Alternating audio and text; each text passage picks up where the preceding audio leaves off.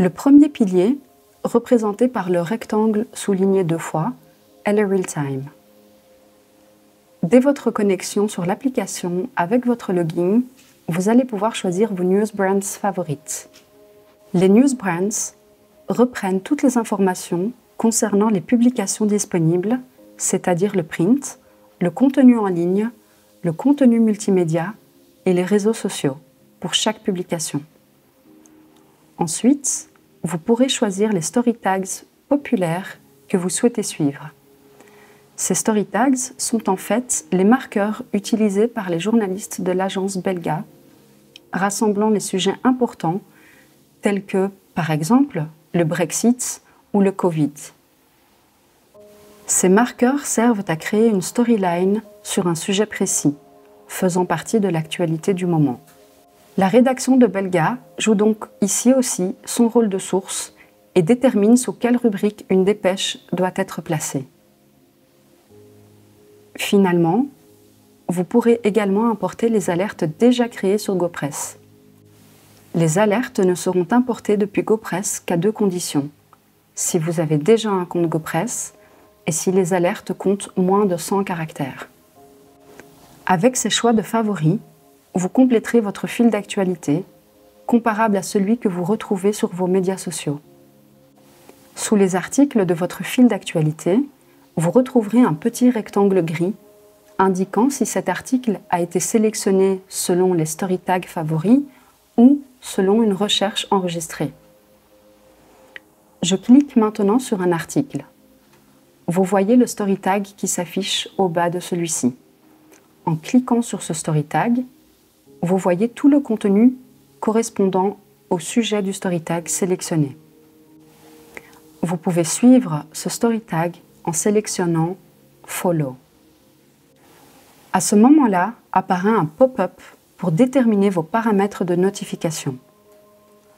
Vous pouvez modifier ces paramètres à tout moment en cliquant sur la petite cloche qui se trouve à côté de « Following ». Vous pouvez effectuer une recherche grâce à la barre de recherche en haut de votre écran. D'ailleurs, elle reste constamment disponible à cet endroit. Quand vous effectuez une recherche, elle est pratiquée sur l'ensemble du contenu disponible.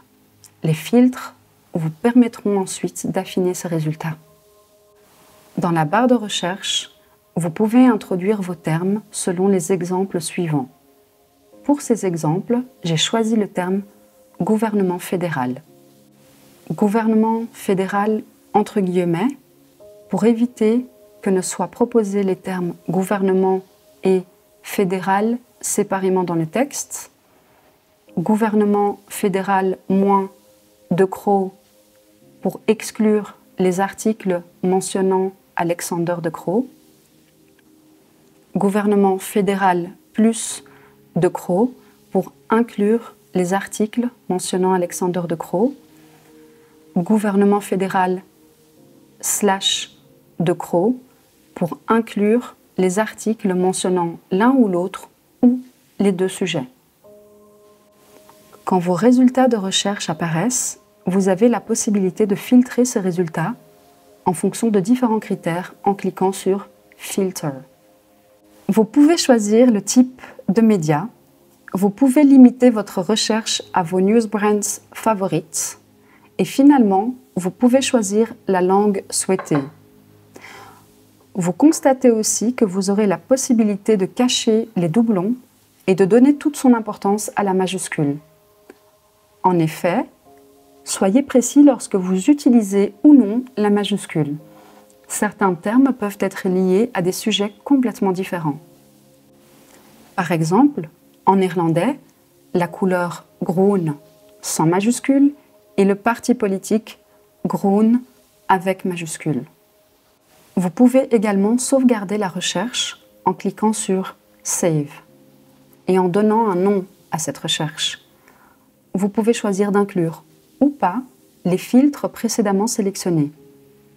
Ensuite, confirmez en cliquant sur « Save » en bas de votre écran. Les nouveaux résultats de votre recherche sauvegardée apparaissent dans votre fil d'actualité en real time. Il est aussi possible de créer des alertes sur vos recherches sauvegardées. Nous appelons cela une saved search. Vous pouvez enregistrer un article pour le lire plus tard en cliquant sur le drapeau nommé Save for Later. En cliquant sur la petite flèche nommée Share, vous constaterez que vous pouvez partager l'article via différents canaux. Vous pouvez ainsi sélectionner une application entre Instagram, WhatsApp, Facebook ou Gmail pour le partage. Les abonnés de Belgapresse pourront consulter librement le contenu partagé. Pour les personnes qui ne sont pas abonnées à Belgapresse, elles devront se connecter en tant qu'invitées et pourront consulter gratuitement un article par jour et par Newsbrands sur l'application. Pour lire un article, il suffit de le sélectionner en poussant simplement sur celui-ci.